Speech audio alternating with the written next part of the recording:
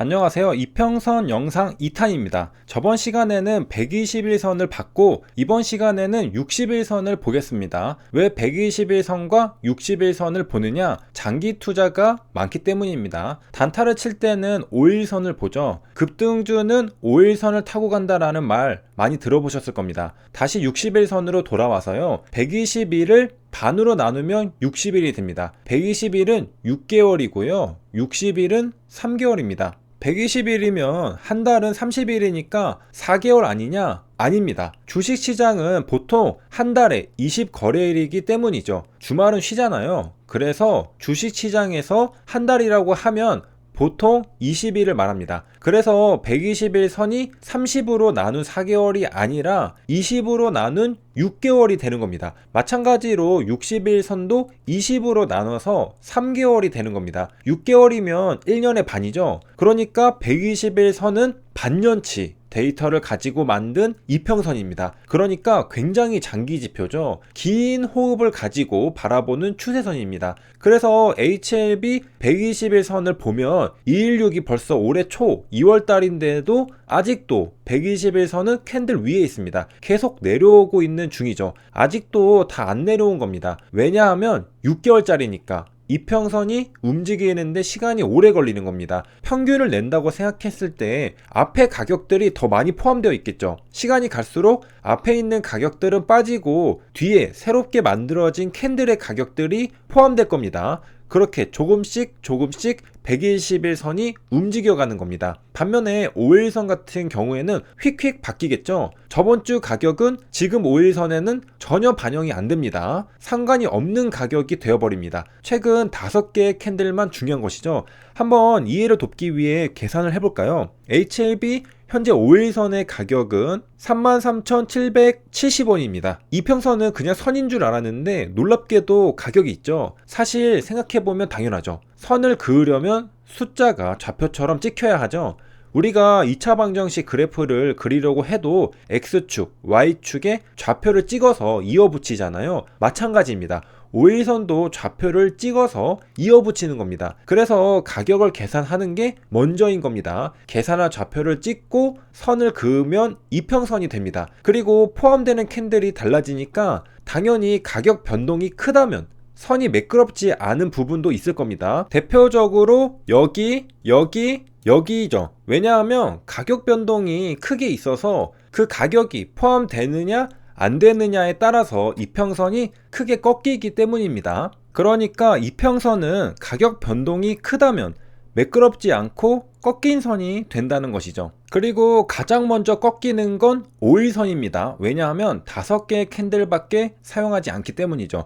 그 다음 11선, 21선 이렇게 차근차근 순서대로 꺾여갑니다. 그리고 꺾이는 정도는 5일선이 가장 심할 테고 120일선은 우리가 차트에서도 보듯이 굉장히 매끄럽게 내려옵니다. 우리가 흔히 21선을 많이 보는데요. 21선도 121선에 비하면 꽤 여기저기 꺾이는 부분을 관찰할 수 있죠. 5일선은 말할 것도 없이 캔들 따라서 위아래로 흔들리고요. 이제 가격을 한번 계산해 보겠습니다.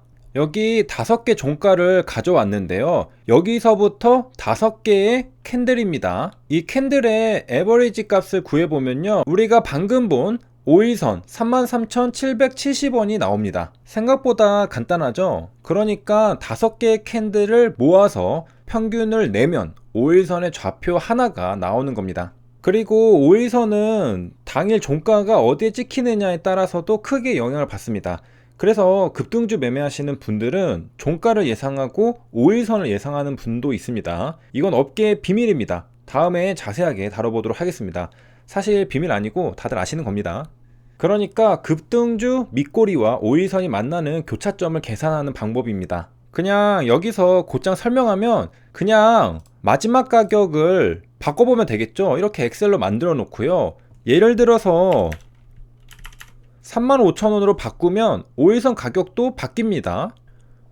36,000원으로 바꾸면 또 바뀌죠. 이렇게 예상할 수 있죠. 자, 이제 60일선으로 돌아오면요. 60일선도 마찬가지로 지지와 저항 역할을 합니다. 우리가 차트에서 수평선을 긋고 지지와 저항을 구하기도 하지만 이평선도 지지와 저항 역할을 합니다.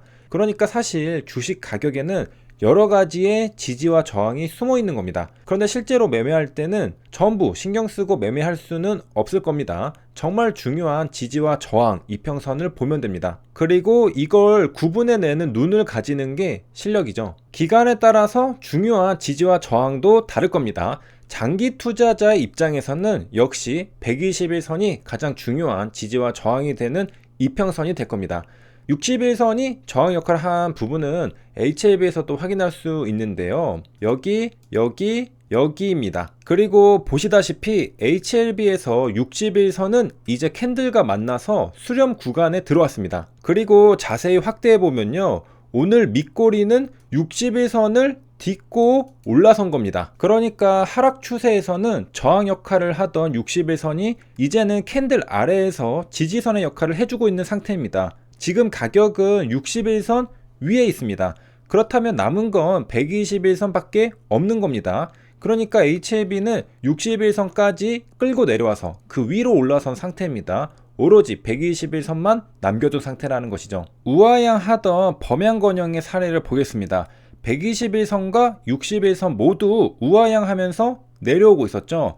그러다가 6월 달에 61선이 드디어 캔들과 만나면서 수렴을 합니다. 아직 121선은 위에 있고요. 자, 그런데 61선과 캔들의 관계를 보면요, 캔들이 61선 위로 올라왔습니다. 확대해서 보면 캔들의 밑꼬리와 61선 초록선이 만나고 있죠. 밑꼬리와 61선이 만나고 있습니다. 저항에서 지지로 바뀌는 순간입니다. 좀 더 보면요, 역시 또 한 번 지지선의 역할을 하죠. 그리고 이번엔 노골적으로 지지선의 역할을 합니다. 갭 뜨고 음봉으로 떨어지면 충격이 있어서 깰 수도 있을 것 같은데 절대 안 깨고 역시 두 번의 캔들 모두에서 61선이 지지선의 역할을 해줍니다.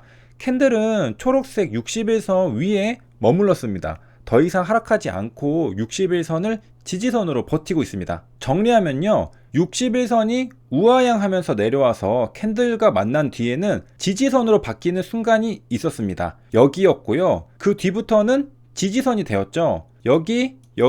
여기입니다. 그리고 어떻게 되었을까요? 거래량을 터뜨리면서 장대 양봉을 뽑아냅니다. 그리고 이후의 흐름은 우리가 알고 있는 그 흐름입니다.